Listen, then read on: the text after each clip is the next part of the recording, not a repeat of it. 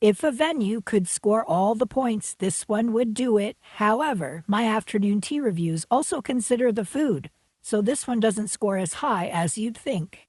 Stay tuned until the end for my final star rating.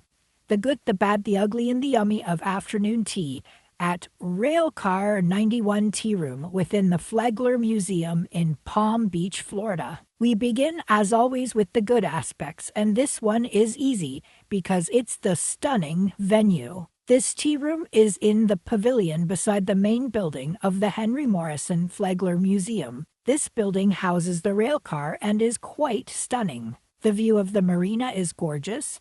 The windows are large and bright, and the greenery is lovely. This pavilion also houses the railcar itself, which you can walk through. The tableware here is very colorful and pretty. They call it the Whitehall Collection China. I'm not sure if that means anything to purveyors of fine china. It doesn't mean anything to me as a known china brand, but I thought it was quite pretty. So this venue is certainly the good aspect of this afternoon tea experience.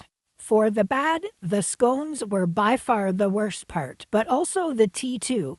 Let's discuss both. Starting with the tea itself, there was no tea options and everyone receives their house blend, which is called Whitehall Special Blend, made by Harney and Sons. This is a reputable tea brand. Besides having no tea options, the tea came pre-steeped to our table, but it was not strong enough. It was like drinking warm swamp water, and we could not discern any tea flavors in the cup. I asked if it was a black tea, and I was told that it was. It didn't taste like anything. If you're going to serve something called afternoon tea, you need to know how to brew tea, and there should be more than one tea option available to guests. We were also given a glass of pink berry lemonade, which tasted nice. Now, on to the second bad aspect of the scone, or lack thereof. We were each served one biscuit/cookies type medallion that they refer to as a cranberry orange scone. I saw on the menu that scones was plural and that there appeared to be space on the plate for another 2 scones, so I asked if we were missing 2 scones. We were not. Each guest gets one of these flat discs. They were served with lemon curd, strawberry jam, and see this menu where it says clotted cream, and the server who delivered our food said it's their famous clotted cream. Well, you won't be surprised to learn that this was not clotted cream. This was a cream cheese and sugar, probably icing sugar, and mascarpone mixture. You won't be surprised to learn or hear yet again that this absolutely infuriates me. Do not make your own concoction of white-colored ingredients and call it clotted cream. Absolute blasphemy to us afternoon tea queens and kings. Good lordy, what are they thinking? The flat discs called scones did not taste good. Of course they didn't split well because they were so small. The toppings weren't really necessary because they were no larger nor thicker than a cookie. They had that infamous Florida aftertaste that I don't enjoy. Overall, the scone was a huge fail. For the ugly, I really have an ugly aspect, but I found one here. Given the absolute gorgeousness of this venue, the arrival of our tiered plate was extremely lackluster. You may have heard the saying, "We eat with our eyes first," and this presentation was just ugly.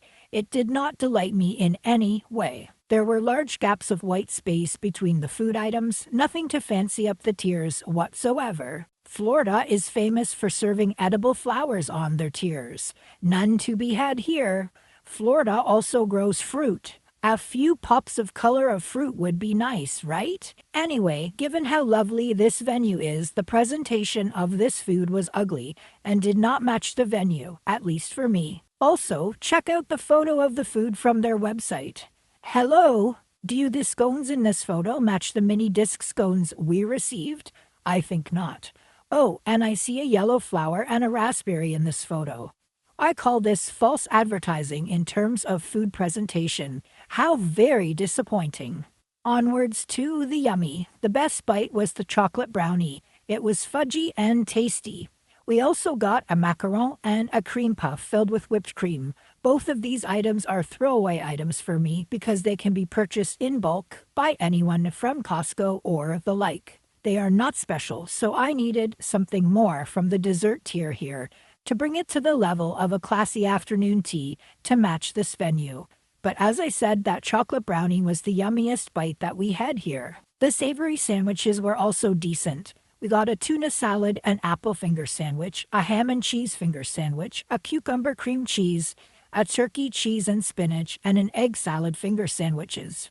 So 5 finger sandwiches is a reasonable count. The bread for the most part was fresh on all of these items. The fillings all tasted good. At this price point, I would have liked to see some variety in terms of savories like a quiche or puff pastry, or at least some differing types of bread. But of all the things we were served, the savories were the least problematic for me. There's something for everyone on this tier, thankfully. So on to the price, which would also be a bad aspect for the sad afternoon tea we were served.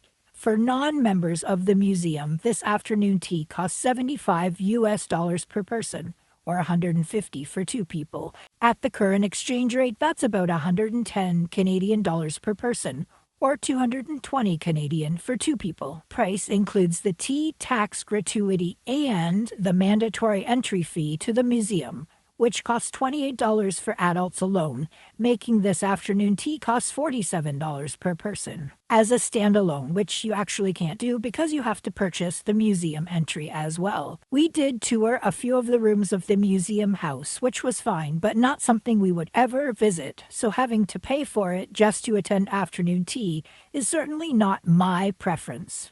Unless you are already visiting this museum because you want to attend a museum, I would certainly say this afternoon tea as a standalone experience is certainly one you can skip. Based on my entire experience, the price and poorly made tea, the pitiful scone and sweets, my queen of afternoon tea rating is 1.5 out of 5 stars. Could be argued that it could be up to 2 stars, but I'm very salty about calling their clotted cream something that wasn't even close to clotted cream, so I'll stick with my 1.5 rating. Have you been to Flagler for afternoon tea? Is it one you'd attend if you're ever in Palm Beach? Comment below and subscribe and follow for future tea room reviews. If you're watching these reviews in order, we're about halfway through our Florida tea tour. More coming soon.